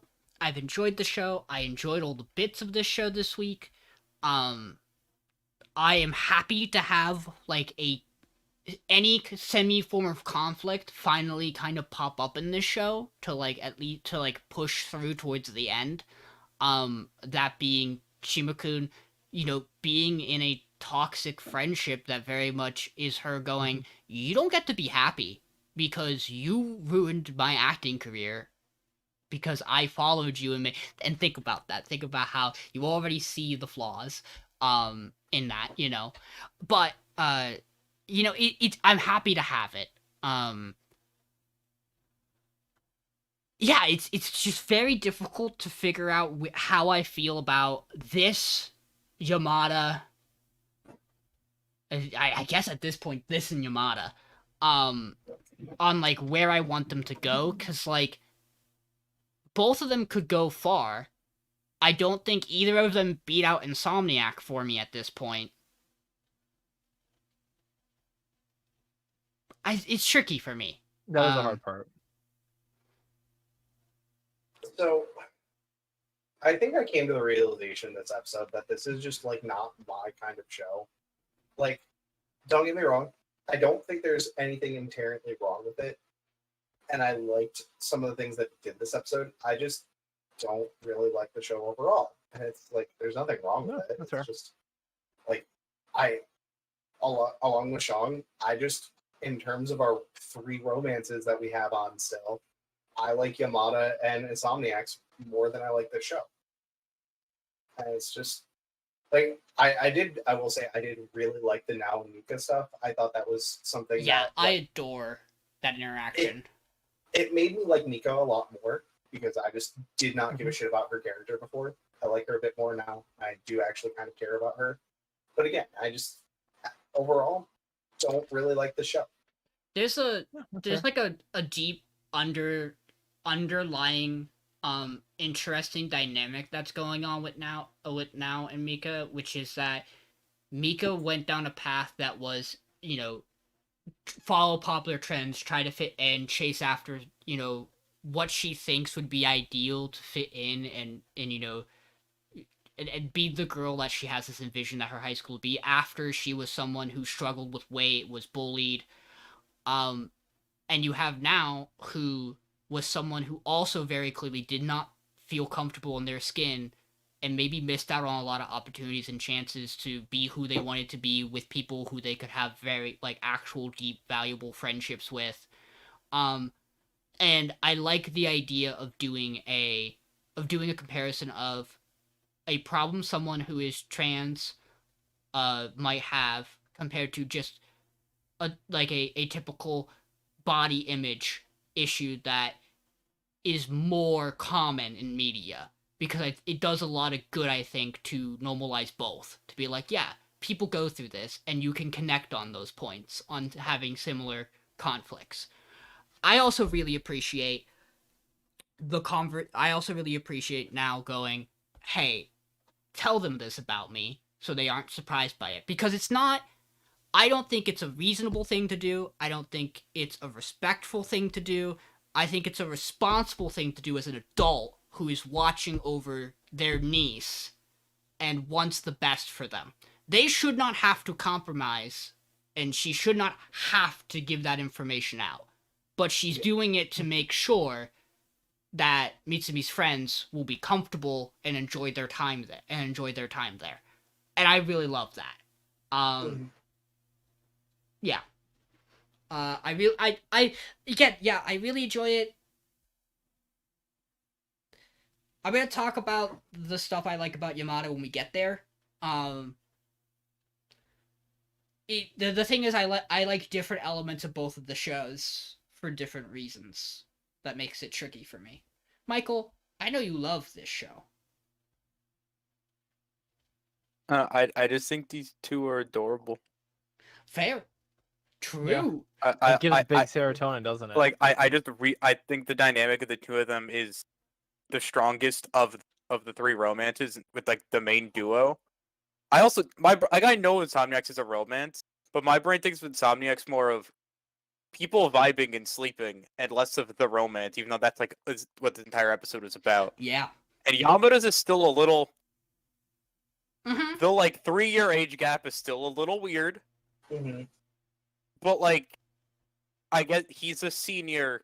She's like a second year or something in college. Yeah. So it's like 2 years. It isn't that bad. It just feels really weird because he's in high school. Yes. Like, But also, we'll get Yamada-Kun is it's- such a well done It's the show. thing where it's Right, like a yeah. senior dating a sophomore in high school doesn't feel as bad as like a sophomore in college dating a senior in high school, right? It just feels different for some reason. I think the real problem is that there is nothing wrong until you hear the number. It's the number that does it. When you hear 1720, that's what makes you feel uncomfortable. Because realistically, neither of their brains are fully developed. Right? As we know. Yes. Yeah. And also, there isn't any romance yet, technically. We'll talk about It's very clear the two of them have a crush on each other, but there is no actual romance that has happened, so we cannot call it weird yet, technically. Yeah. And even Except for the bits that happen this episode, but we'll get to that. and here's the dangerous, and I know where is it next? No. No, it's not something like the But end. it's like the here's, end. It It's is the the last end. show. You're right. Here's the one thing I'll say, and then we'll talk more about it obviously when we get there. Is the thing that is gonna make it, the thing that really makes it difficult is that Yamada is a character who, because of how he's written, feels like he could just be a college student. He's not. That's not a justifiable reason for large age gaps in relationships. Not to say that this one is particularly large. Like, how mature someone seems does not equate to, legality, obviously. But like, he seemingly lives on his own, is seemingly very self-sufficient, like, does Has a well pretty off for himself. has His a only thing non-reliable is career, he's but a career socially nonetheless. awkward. It makes it difficult to judge how to feel about that. But, John, you're not done yet. I Let's know. talk about Insomniacs. It's very weird having me talk back to back. This never happens in seasons. Usually it's like my first and third show are alive. Yeah, don't But worry. instead I'm it's keeping all that in of mind when I consider how I want to slay this week. That's okay, I understand. I'm kidding. But Insomniacs this week, basically, it's time for the big festival, guys. Okay, let's finish up the final preparations. Let's get these posters made, let's get the signs, figure out where people are going to stand, and kind of direct people to.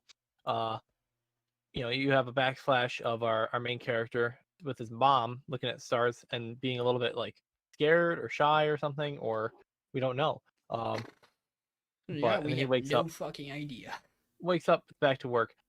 We cut to our tomboy. I think her name's Kanami, and she's playing softball. And cute senpai is walking by, and he hands her the ball, and he's like, "Oh, hey, by the way, that viewing shower, I was thinking about attending. Could you talk to get me registered or whatever?" She's like, "Yeah, sure, senpai. That'd be great." And so they finish up making the posters. They plan out some stuff, get some supplies and stuff, get the snacks ready. And they're like, okay, we're gonna stand here, we're gonna stand here, we're gonna stand here. Let's talk about main Ganta again, about young Ganta and how he was athletic, but then had shoes that were too small, and had issues accumulating when he was growing up. And then he just suddenly appears behind another one of our friends, which is a bit that they ran twice, which I thought was cute. He's got it all planned out. He's like, all right, we're gonna stay here, have the signs here. We'll all get in position. They have a couple laughs and stuff. And then, of course, Mother Nature said, fuck your meteor shower. God said no. As it just sudden downpour that doesn't let up. So they all kind of get together. They make sure they get all stuff together. Our main character kind of runs off because he's very like, this somehow is all my fault because everything always goes bad for me in the classic main character fashion. And runs off into the storm. And so the teacher saves the day going, hey guys, who's ready to start the after party? The senpai goes, yes. And then the rest of them are like, I don't know, I feel kind of bad. She's like, well, who doesn't want to go to the after party? Great. So we're all going to the after party. I'm getting hamburger steak. We're meeting up here. Text him and let him know. And so as they're walking there, they're like, have anyone heard from him? No? Okay, I'll check this station, you check that station. Of course, main girl Magri finds him under that same bridge that they hid from the cops when they first hung out. Calls out to them. They take shelter under the little bus stop, and they have this like very, very important moment where they're talking about like they have their little radio show again, just talking about the situation and how it's kind of disappointing, but it's okay because we tried hard. There's not much we can do about it, and that's okay. Ganta has a bit of a breakdown. It's like it's all my fault because this just always happens, which I get that woe is me feel. We've all been there sometimes. At least I think a lot of us have. It's like, clearly it is just me that did something wrong to deserve this.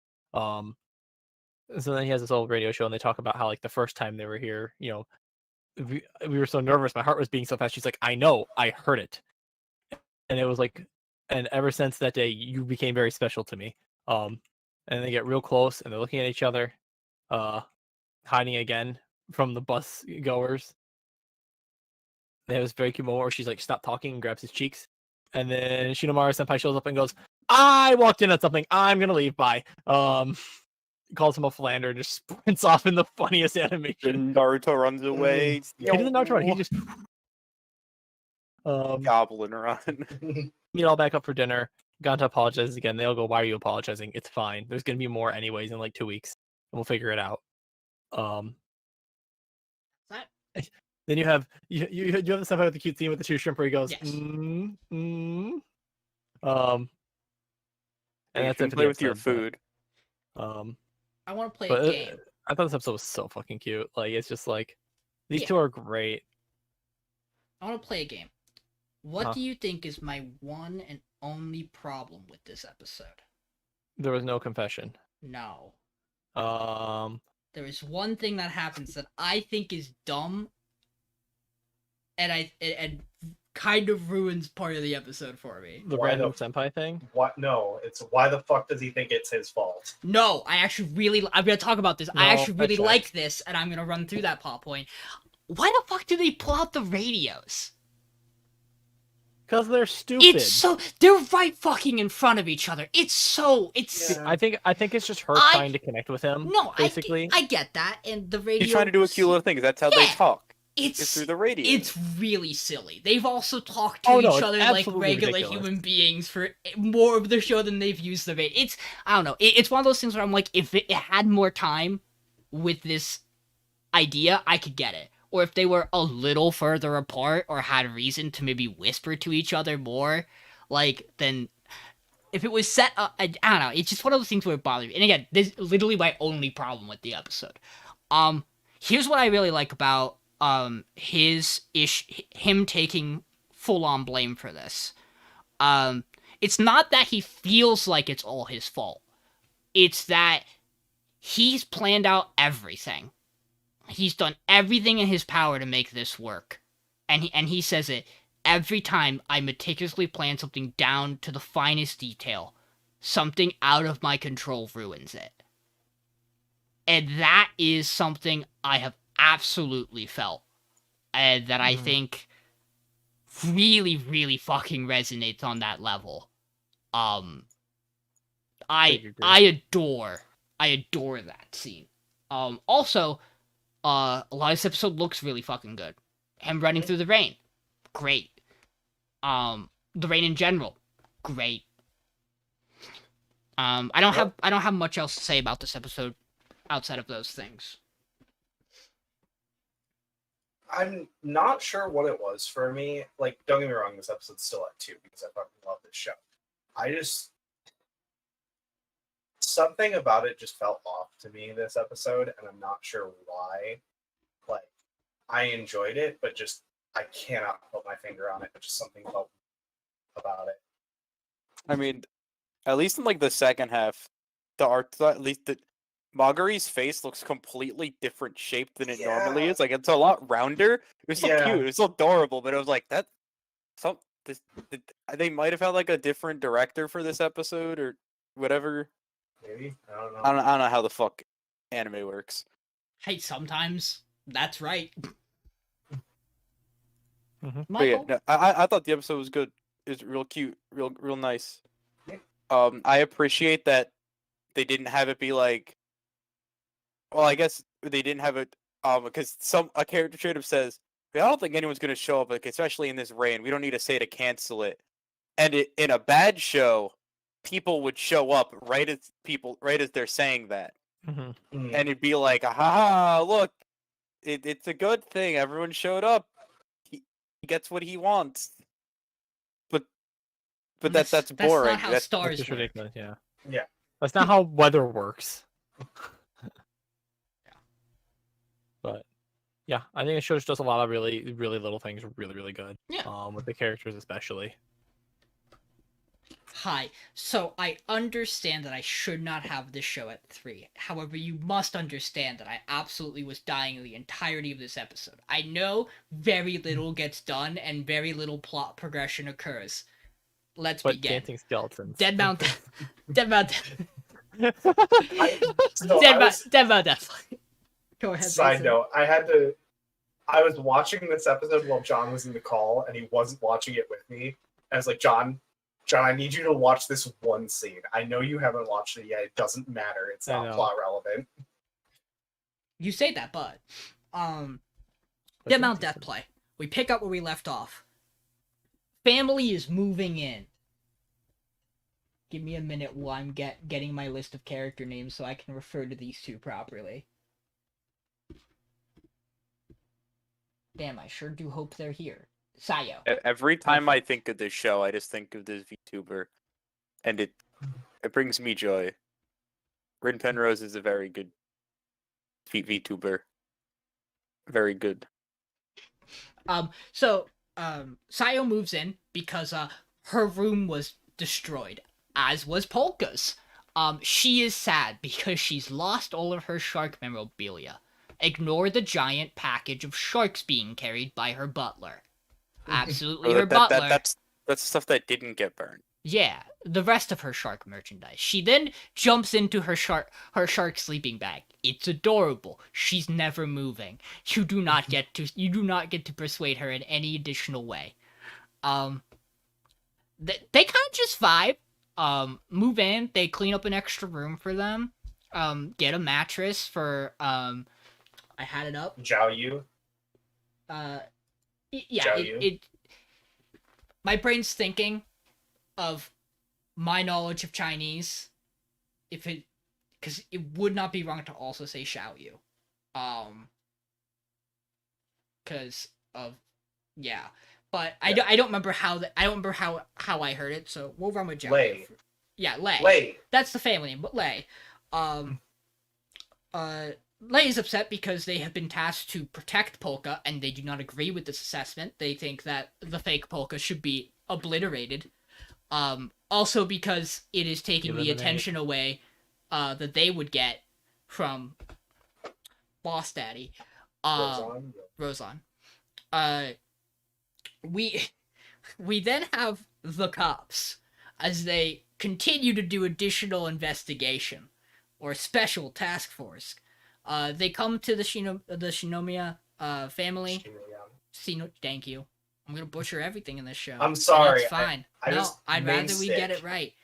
Yeah, they come to the family, and the oldest brother is like, "Hey, we're gonna talk, I guess. Why are you here? I already told the police everything." And they're like, "None of it. But you see, you didn't tell us everything. You didn't talk to us yet." And they go into a private room where you get to see two of the assassins the family has. They both look sick as hell. Also, tits.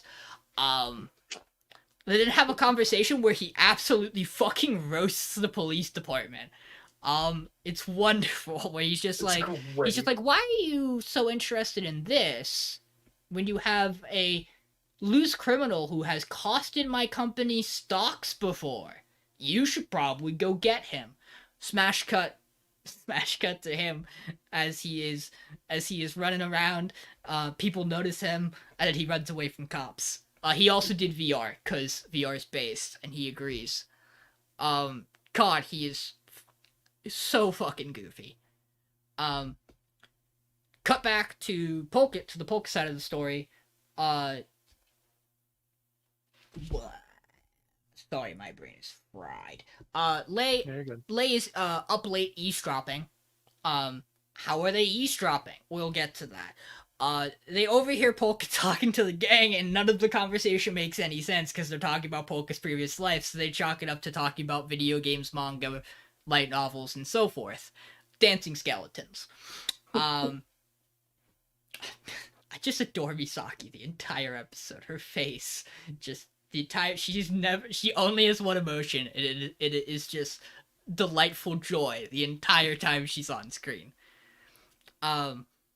We then get some of Lei's backstory, which is family of assassins who only view people as tools.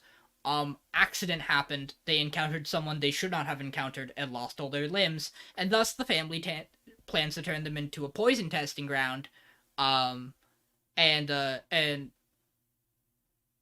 Ryozan? Rozan's like, no, I will buy your son. And they go, no, actually, they're still worthwhile to us. And Rozan goes, no, you just said they were a tool, and thus I can buy them. Deal with it. You are not getting out of this. Mine now. Rozan then provides prosthetics in the form of android limbs and such, which I imagine is how we did the wiretapping earlier. That seems to be, considering they tapped part of their head and just... They tap, like, right here? Yeah, and just activated listening device. Hey, just hit it right on the temple, or whatever. Feels very AI-esque. Right the temple? I don't remember.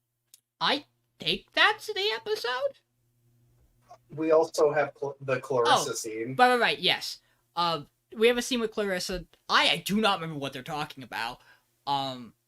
It doesn't matter. They're talking about how one of them says that maybe it was someone from inside the Shino. Yeah, they talk about the outfit. the assassination attempt on Polka, and they're like, you wouldn't, even if you were in the family, you wouldn't use your own assassin. So it doesn't necessarily clear the entire family, because they might have hired out of their typical branch to try and do it. Man, that scene. It's something. I argue maybe the nudity might not be the problem. I will talk a little bit about that. You and my you can thoughts. have nude characters and not frame all of your shots focusing on their tits and ass. Yes, I still do want It's to talk called about Hell's that. Paradise. I do. Yeah. Yes, I do still want to talk about that scene. They Though. straight up have titties Um, on screen sometimes, and I don't even notice it. Correct. I wouldn't say that, but correct. But, Also, our police force shows up at Polka's house. It's like, hey, you gotta do a tarot reading. You gotta read my future. Tell me. Read my fortune. Read my it. fortune. Also, Misaki gets a outfit. They do a bit where she's like, "I'm so glad I get to wear this again." And I look at Mason through my monitor. I go, "She didn't have that before, did she?" And he goes, "No." I go, "That's what I thought." She might have. She honestly might have. I did not notice it when they did the Yeah, it or was she nowhere dined it the near. It first was time. nowhere near as apparent or fan servicey as it is here. Yeah. Here's the thing. I think this episode was really funny. I enjoyed this group of characters who are being introduced, and I'm very excited to see where the show goes with them. My thoughts on everything with Clarissa is that, one, it's all incredibly framed as completely consensual between her and her two girls. It's also very intimate, always, which feels like a very intentional choice. And to me, this is the thing that most stands out as like, is this why we have the Senin tag? Currently, I can't really think of anything else that warrants I think it. that's the only thing that really. Well, that and also like The amount of blood. Well, that and also the talking about a child being turned into a fungal breeding ground in their entrance. Yeah. That was True. that was a choice. that one came up and I was like, what the fuck? Okay. Mhm. We're just kind of doing this now, I guess. Hey, look, Fate Zero exists. Words. Ooh. No, to me, it's just, I don't know what it is about it. It's not, to me, it's not bothersome, and I think it's doing exactly what it's supposed to do. In terms of, like, if it makes you uncomfortable, I think it partially maybe is. If it arouses you, it probably is supposed to also do that. Like, I don't really have an issue with it in this show so far. Yeah, this show should probably not be as high on my list this week, but I still really I adore what's going on in this show, and I'm excited to see more. This is very much a transitional episode. It is a transitional episode. I really didn't think it was a good one though. Like, for once, John is not going to defend the moderate nudity scene. It's a miracle. But That's right, maybe I did yeah, this time. I think it's a good point that it probably is designed to make you uncomfortable a bit. But I also just don't think it needs to be there. It is definitely a show where it's like I'm not surprised that it's in there. The character's very clearly designed in that way. Hence her fortune teller outfit as well. But I still like this show. I still think it's interesting. I still want to see what like happens. It's just like when there's no action in the show, it does feel like it kind of drags a bit for me. At least when like watching it. Like, I guess the other show that like has a lot of action in it that we could talk about is like Hell's Paradise. Always feels like it has stuff going on. Mashle always feels like it has stuff going on. Dead Mount Death Play. I know it's a slower paced show in general because are we getting more with Dead Mount? We're getting 2 cores, Yeah. right? So like they have time to like set up and build more things like that. Do you expect it?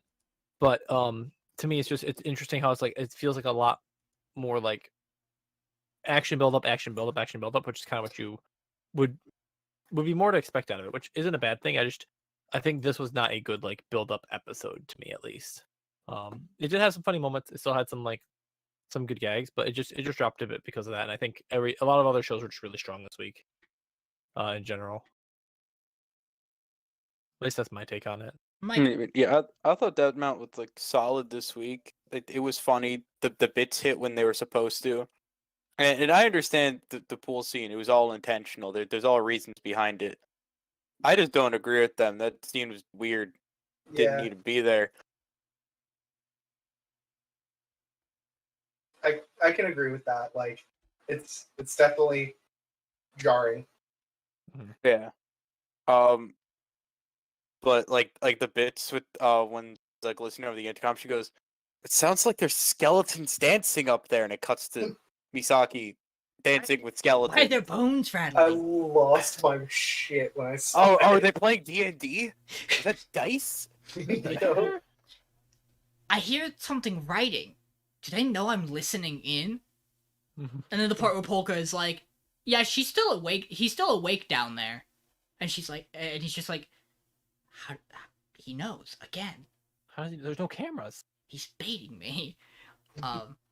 Sorry, I'm going to have a problem with this character, by the way, where I'm going to want to say she because the design of the character, Yes, it very like much looks like a- mainly the outfit is what gets me. Like the Yes. outfit has elements to it that makes me go, that's very feminine, which is fine. It just, and it was also something very particular about the way that, that he introduces him and is like, this young boy. And, like, there's a little bit of inflection where I'm like, I don't know if I believe you. and I get that, like, even the family says my son, but also we're talking about a very strict, tool-focused family, and it would not be the first time that there is a dynamic where the family goes, you're a girl? No, you're not. We do not believe in this. You are a boy now. Because you must continue to do what we're doing. I'm not saying I'm right about that. And I'm not saying I need to be right about that, but it's going to be something I'm going to constantly be battling in my brain. And I apologize. No, it makes sense. Just like the skeletons dancing, It's like the skeleton, they're always there, I can't escape. rattling It's like how around. like dancing Hey, skeletons up there. sorry, the dancing skeleton bit reminded me that we didn't talk about the greatest scene in all of Insomniacs, which is the one friend eating the corn. Yes, That true. scene fucking That- rules. that and also me sending that picture of "look how hard I can piss" was in reference to her just blinking really fast. Like That how was fast why. fucking blank was What the so fuck fucking... does he mean by he can sense 0.1 magnitude earthquakes? How? When someone farts from a chair, like across the room, but like very silent, but very deadly. Hi guys. My favorite thing about the corn bit is the fact that my mom eats corn the same way, Well, yeah, Where the shit's just clean. I don't know how people do it. And I know how they do it. I but get my how'd they do it? kinda clean. Not that clean, but kinda clean. Yeah. Hey, apologies about this screenshot not being anything at all remotely relevant to the episode. I, however, saw the phrase in the quad and could not stop laughing. I know what it's referring to. Takayashi, I so know it's glitched an in the actual quad. term. But there's just something about that really had me, and I had to use it. Hey, John, let's talk about Yamada-Kun. So Yamada-Kun. So Akane and the rest of the guild is visiting the Yamada's high school festival. That we saw him setting up last episode. They stopped by some of the cafes and stuff. Runa's feeling very nervous because she's thinking about entrance exams, so she has to run to the bathroom, and Akane goes with her to just wait outside. And she notices Yamada in the classroom, and she tries to reach out and say hi, but she gets a little bit shy about it. And he comes back afterwards like, "Hey, I gotta talk to somebody." Goes and talks to her for a bit. They chat. Everyone in the halls goes, "Is that his girlfriend? Is that his girlfriend? Oh my god, he's hot. She's like not ugly. Is that his girlfriend?" To which they have to de-escalate everywhere they go and explain their entire like, "No, we just play games. It's fine." She's also there as Runa's sponsor, so she has to go get food and stuff for her and little gifts and stuff. And Yamada's like, "Hey, maybe we should just go home because that way you'll feel better. I'm gonna let Ada know that you're here." And she's like, "No, I haven't eaten anything yummy or done anything yet." And I'm like, "That's me when I I'm at any starved event." myself so that I could eat food. Mm-hmm. So then they have to walk out to go get food and stuff. And Yamada's like, I'll join you. And you just see these arrows just staring at them. And then they bump into the gym teacher. Says like, "Hey, I heard you're taking part in the pageant this year. That's great. Who is this? Is this a girlfriend?" Like he has the favorite thing I love about the scene was it wasn't like the usual like dart, dart, dart, dart. It was just like a slow turn back. All right, buddy, good job. Like, so they have to de-escalate everything here. As the first years come up and go, "Is that your girlfriend?" They're like, "No." Anyways, so they get all the goods and stuff for her. Ada joins the group. And they're talking for a bit, and Ada just decides to go. She rants about this stuff. She's like, "It was a misunderstanding. I hated everyone saying this. It was just such a big misunderstanding." He's like, "Well, if you're gonna get that serious anyways, why don't you guys just date?" And everyone, it just pauses, and they're like, excuse me." And Akane gets super embarrassed, and you have Yamada just immediately recognizing the joke, going, "Yeah, sure, whatever." And so this breaks Akane, and she kind of runs off all embarrassed. Has one of my favorite like text bubbles in the entire show, where it just says, "Realizing it was a joke, he thinks he played along like a pro." And so then they have this moment in the hallway where like they kind of talk about it, in which she's still embarrassed. They pass the other classmate, who just goes, "Hey, go fix that. I don't know what you did, but go fix it." And so they hide in a little cubby. They talk about it, and she just goes, "Well, how would you feel if I did that to you?" And he's like, well, I didn't expect this one." But he stops her and just says, "Well, for nobody like me, that'd be crazy because I don't feel like I'm anywhere near your level." And then we roll the credits and then get our post-credit scene, which is them setting up for this this pageant. We're like, "Please, Yamada, just enter the pageant. You don't even. I have a plan. It's fine." And so Yamada finally agrees to enter the pageant because his buddy raises his hand and says, "I'll enter." And which he wasn't lying because he comes out in a full diamond no ace uniform, and I think that's the exact one they use in the show, and goes, "And pinch hitting for Yamada is me," and all the girls are just like, "Oh, you stink!" It's a pretty great post credit scene. Followed by some munching with our resident Runa-chan. So I think by far the best part of this episode was just all the little bits and like inserts of like chibi faces, but I also like the seriousness of like, "Hey, we need to talk about this because these are some serious stuff that happened. How would you feel about that?" And he's like, "Well, while she doesn't feel like she's up to his level because of how like attractive of a person he is, he's also just like, no, I don't feel like I'm on your level as a person here, basically." Which I think is really interesting for Yamada as a character to be like, "Hey, I don't feel like I'm good enough here." Sorry. Yeah, that's kind of it. You go ahead, Mason. I was going to say, I really, really, really enjoyed that bit specifically because I feel like it kind of put the entire series into a new light for me, where it was like, oh, he's not like weird and kind of emotionless. It's he doesn't know how to interact with her and does not feel like he would ever have a chance. That puts things, that makes a lot, like, it changes how I view Yamada a lot as a character. And I think it's a very neat thing that they did. Very clearly, based on my power ranking, I really liked this episode. So, this show does a very particular type of shot really well, which is you are somewhere, immediately pans to show movement of another character, and that movement expresses a lot of things. It happens twice in this episode. Both of them are Yamada running. Yamada running after Akane is fantastic. Because it is Ada going, "You two stay here, I'll go." Fuck. That doesn't happen. What's going on there? And then when he runs past his classmate and she's like, "Oh, I now understand.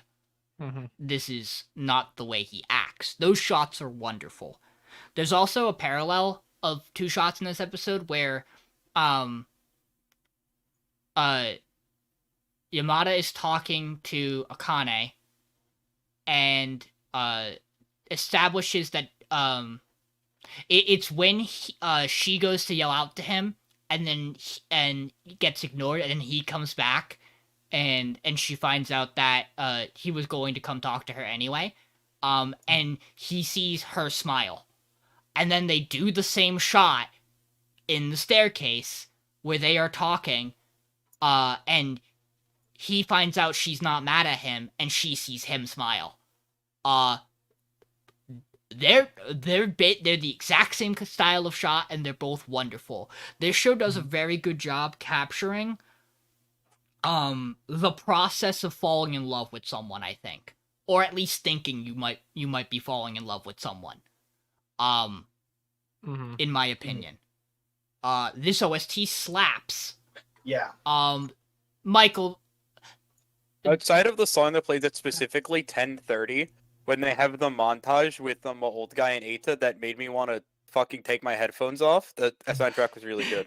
I don't know They what were wonderful.